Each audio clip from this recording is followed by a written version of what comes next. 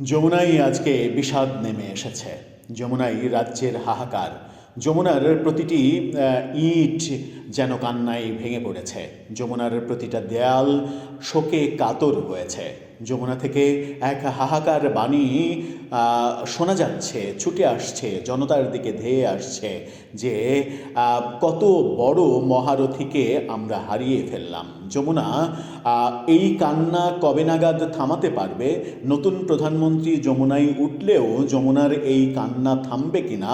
যমুনার বুকে বিশাল বিশাল ঢেউ এই কান্নাকে আরও বেশি উগরে দেবে কিনা? এই কান্নার মানে শব্দ দেশের গণ্ডি পেরিয়ে সারা পৃথিবীতে ছড়িয়ে পড়বে কিনা? সেই প্রশ্নগুলো আজকে জাতির সামনে, জাতির বিবেকের কাছে চলে এসেছে। কারণ যমুনা ছেড়ে দিয়েছেন অতঃপর অনেক সমালোচনার মুখে সাবেক প্রধান উপদেষ্টা, বিশ্বজয়ী, বিশ্ববরেণ্য, বাংলাদেশে তো বটেই পৃথিবীর শ্রেষ্ঠ মানুষ, পৃথিবীর শ্রেষ্ঠ বাঙালি, হাজার বছরের শ্রেষ্ঠ বাঙালির যে জরিপ করেছিল বিবিসি বাংলা, সেখানে বঙ্গবন্ধুকে সেই উপাধি দিয়েছিল তারা। জরিপে সেটাই পাওয়া গিয়েছিল। রবীন্দ্রনাথকে ডিঙিয়ে বঙ্গবন্ধু হয়েছিলেন হাজার বছরের শ্রেষ্ঠ বাঙালি। এখন যদি জরিপ করা হয় তাহলে নিশ্চিত করেই হাজার বছর না, লক্ষ বছরের শ্রেষ্ঠ মানব হতে পারেন যে প্রফেসর ইউনূস। সেই প্রফেসর ইউনূসকে যমুনা ছাড়তে হলো, এর চাইতে দুঃখের খবর আর কি হতে পারে? তাকে যমুনায় রেখে দিলে হতো না? কিংবা এই যে 1.5 বছর দেশকে ইউরোপে পরিণত করলেন তিনি, সিঙ্গাপুরে পরিণত করলেন তিনি, তার পুরস্কার হিসেবে সামান্য একটু ট্রফি হিসেবে যমুনাটা তার জন্য বরাদ্দ করে দিলে পারত না সরকার? আমার মনে হয় যে পারত। কারণ অনেক কিছুই তো একটা দেশ অনেক মানুষকে, তার জনগণকে, তার নাগরিককে দিয়ে থাকে। এটা দিলে এমন কি ক্ষতি হতো? কিন্তু হাই আল্লাহ খালেদ, এই কাজটা নতুন সরকার করলো না। এই নতুন সরকার যে কাজটা করলো না, তার মানে নতুন সরকার একজন জ্ঞানীর, একজন গুণীর সমাদর করতে পারলো না। এটা ভবিষ্যতে নিন্দার কাজ হবে কিনা সেটা হয়তো ইতিহাসই কথা বলবে। যমুনা ছেড়েছেন প্রফেসর ইউনূস, যমুনা ছেড়ে নিজের বাসায় উঠেছেন গুলশানে। তার মেয়াদ শেষ হয়েছে 17 তারিখে।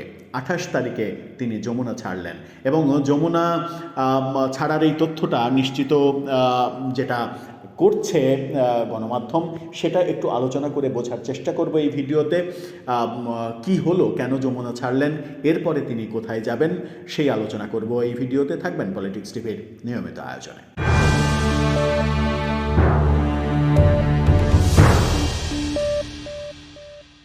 দর্শক, বলছিলাম প্রফেসর ইউনূসের যমুনা ছাড়ার কথা।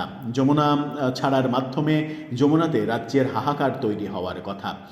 যমুনাতে যে কর্মচারীরা কাজ করতেন তারা নিশ্চয়ই আজকে প্রচুর কান্নাকাটি করেছেন। সেই দৃশ্য যদি ডকুমেন্টারি হিসেবে উপস্থাপন করেন আমাদের খুবই প্রিয় ভাজন প্রধান উপদেষ্টার সাবেক প্রেস সেক্রেটারি, তিনি যদি এই ডকুমেন্টারিটা জাতিকে দেখার সৌভাগ্য করে দেন, কিংবা সাবেক সংস্কৃতি উপদেষ্টা তিনি যদি এই ছাড়ার মুহূর্ত, আবেগঘন মুহূর্ত নিয়ে একটা ফিল্ম বানান এবং সেই ফিল্মের পৃষ্ঠপোষকতা যদি রাষ্ট্র করে, তাহলে কি অসাধারণ একটা ফিল্ম আমরা পেতে পারতাম। কিন্তু আমার মনে হয় যে আমরা সেখান থেকে বঞ্চিত হলাম।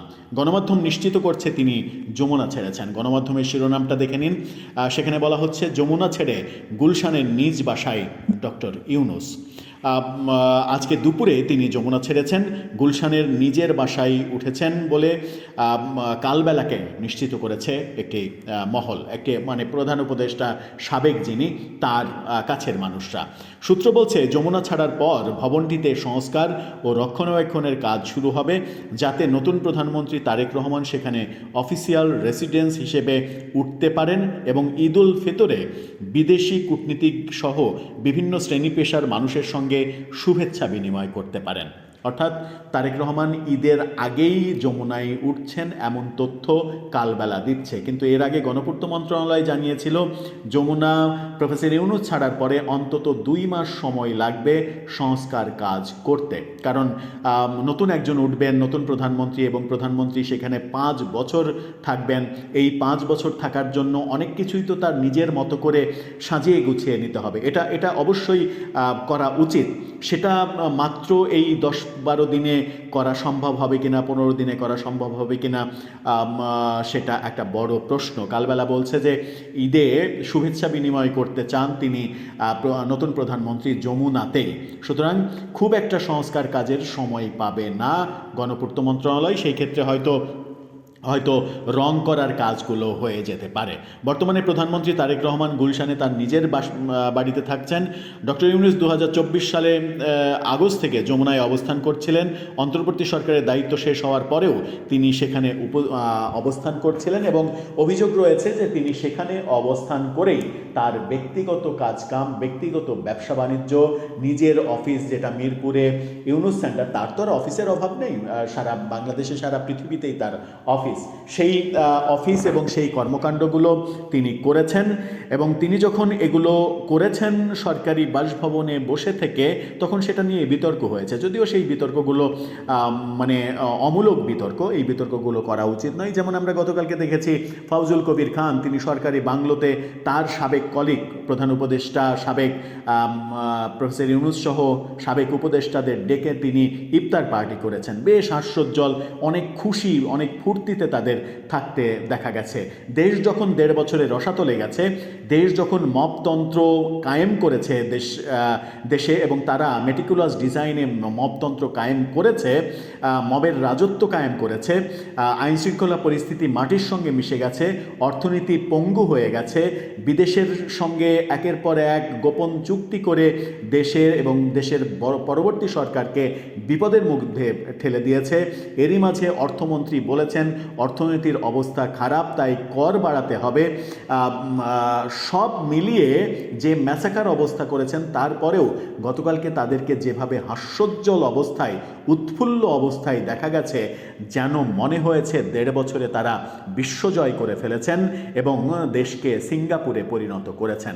অথচ সারা পৃথিবীর সঙ্গে বাংলাদেশের কানেকশন নষ্ট হয়েছে, ভারতের সঙ্গে আনুষ্ঠানিকভাবে কানেকশন নষ্ট করা হয়েছে ঘোষণা দিয়ে।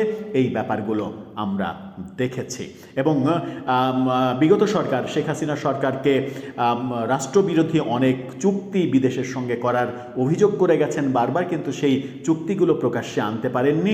পক্ষান্তরে নিজেরা বিদেশের সঙ্গে গোপন চুক্তি করে পরবর্তী সরকারকে একটা বড় বিপদের মুখে ঠেলে গেছেন। দর্শক, শুভকামনা সাবেক প্রধান উপদেষ্টার নতুন বাসভবনে।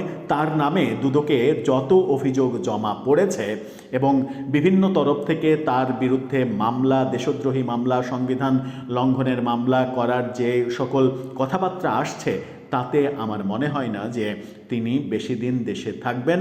তিনি তো বহু দেশের নাগরিক, আনুষ্ঠানিক নাগরিকত্ব মানে পাসপোর্ট গ্রহণ না করলেও নাগরিকত্ব অনেক দেশেরই তার রয়েছে, সম্মানসূচক নাগরিকত্ব। এটা আমাদের জন্য গর্ব। সেই নিশ্চিন্ত কিংবা নির্ভেজাল কোনো একটা জায়গায় হয়তো জীবনের পরবর্তী সময়টা পার করবেন। কিন্তু নোবেল জয়ের পরে যে সম্মানটা তিনি অর্জন করেছিলেন বাংলাদেশের মানুষের কাছে, সেই সম্মানটা বোধহয় 1.5 বছরে অনেক বেশি খুইয়ে ফেলেছেন নিজের একগুঁয়ে স্বভাব প্রতিষ্ঠিত করতে গিয়ে। কারো কথা শুনবো না, আমি যেটা ভাববো সেটাই হবে, সেই নীতি প্রতিষ্ঠিত করতে গিয়ে। দর্শক, আপনার ভাবনা জানিয়ে লিখতে পারেন আমাদের কমেন্ট বক্সে।